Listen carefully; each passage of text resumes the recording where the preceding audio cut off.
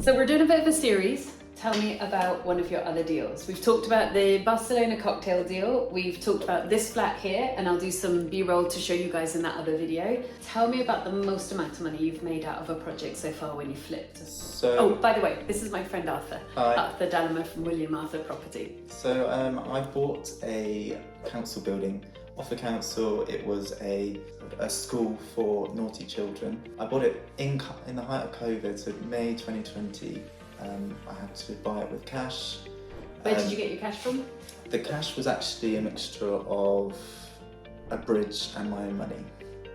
And where did your own money come from? Own money from old projects, so recycled money. Sorry, just checking because these might be questions you guys will ask. Then with that project, I was going to redevelop it to grow my portfolio. So I was hoping to get about 10 units out of it, convert the main house into 5 flats and then another 6 buildings in the gardens of it. However, this was a grade 2 listed property. The council were hot on nothing like that going in there. Right. So I went in with scheme 1, which was rejected, scheme 2 rejected, and then I flipped and changed my architect and then put in a 3rd scheme. I remember this. So we were in the car and your first architect phoned you on speaker and he was just like, wheeler dealer.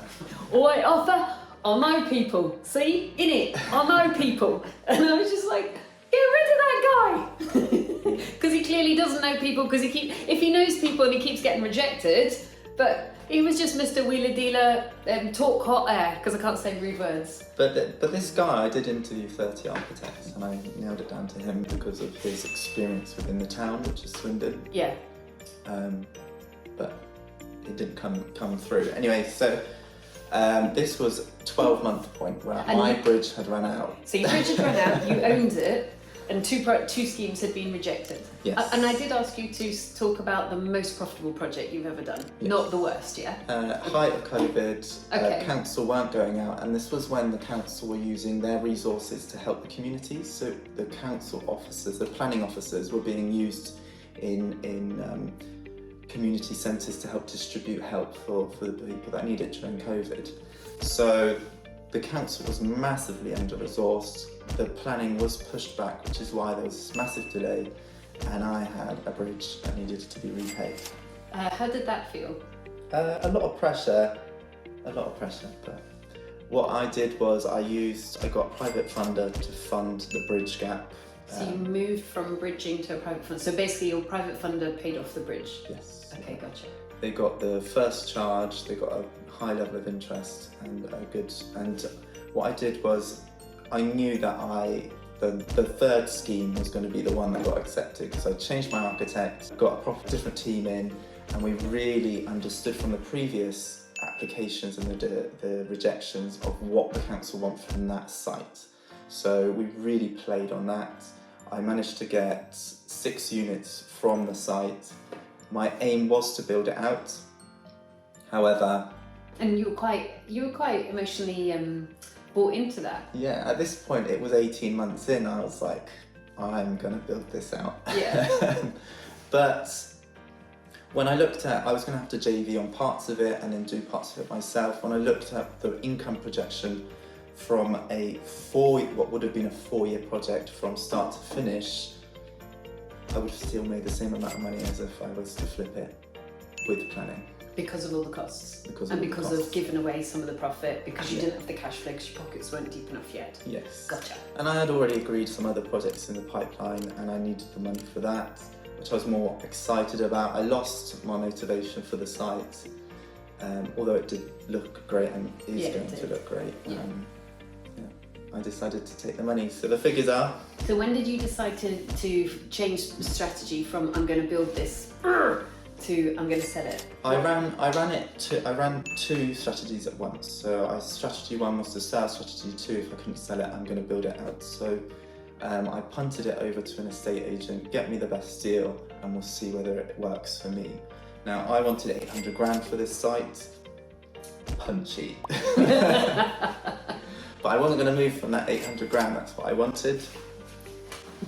So the developer that bought it didn't want it for 800, but what we worked out was I sell it for 750 with a 25% overage. So what that What's overage? What that means is we agree the price of, let's say the site finished would have given a GDV value of like 2.4. And what's GDV?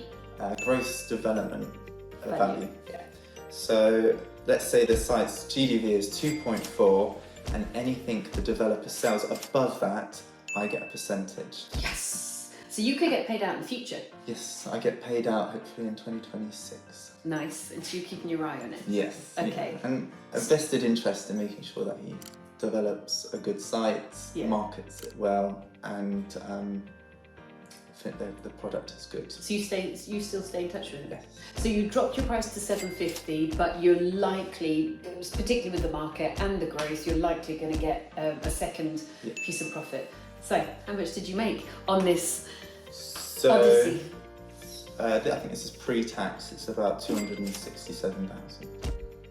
Can you lay those figures out? So I bought it for 420,000. Yes. And then I can't remember all the costs, but if you take away the 260, that's the cost. And you sold it for 750. Yeah. So at the moment, without any overage, you're going to make 267 pre-tax. Pre-tax. You're not 30 yet, are you? No. Anybody who's my age, just like come over to my side and go, I didn't even start property until I was 39. It's funny now though, because I bought it from the council, and now the council have put a clause in the contracts of any future council sells to say it's properties they sell, to say if no significant development has happened on the site, they can claw back some money. Okay. Because I did that to them with this project. However, what do you define as significant investment? Because if you look at my costs, they are significant. Yes, yes. So it's still arguable. Yes.